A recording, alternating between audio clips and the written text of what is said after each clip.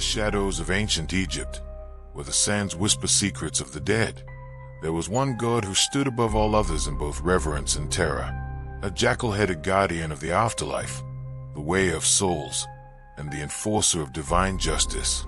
To the living, he was a figure of dread. To the dead, he was the only hope for eternal peace.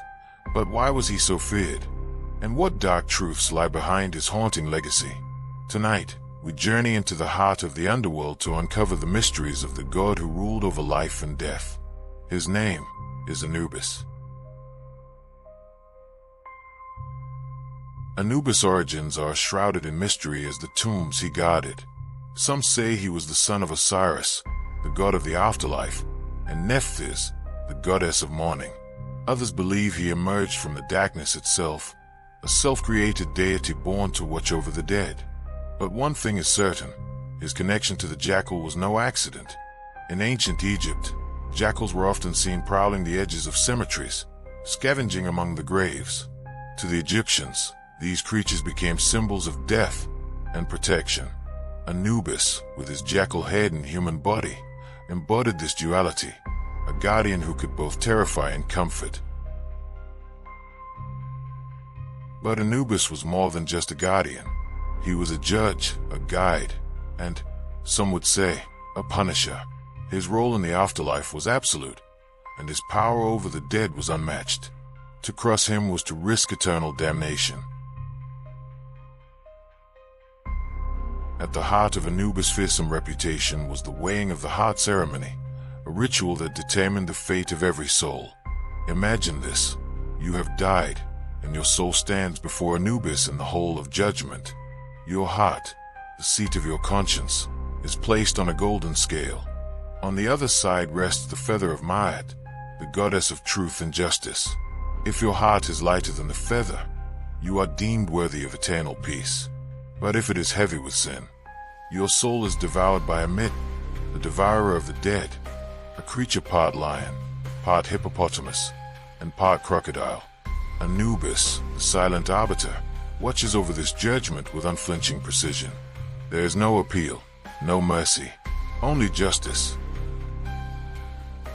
To the ancient Egyptians, this ceremony was not just a myth, it was a reality they prepared for their entire lives.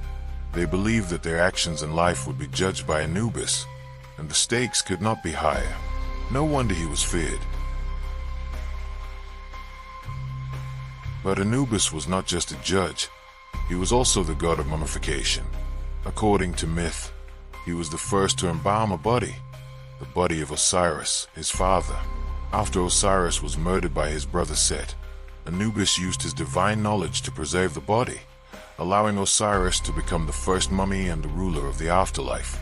This act made Anubis the patron of embalmers, and his priests performed elaborate rituals to ensure the dead were prepared for their journey.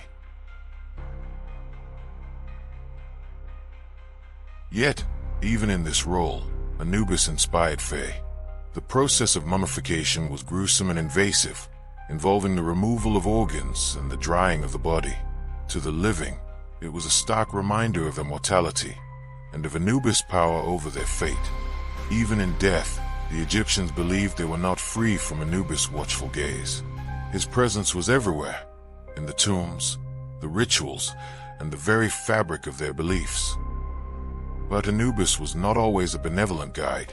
Some myths paint him as a punisher of the wicked, a god who could inflict suffering even in the afterlife. It was said that those who defied the gods or committed grave sins would face Anubis' wrath. He would condemn them to wander the Duat, the Egyptian underworld, forever, lost in darkness and torment.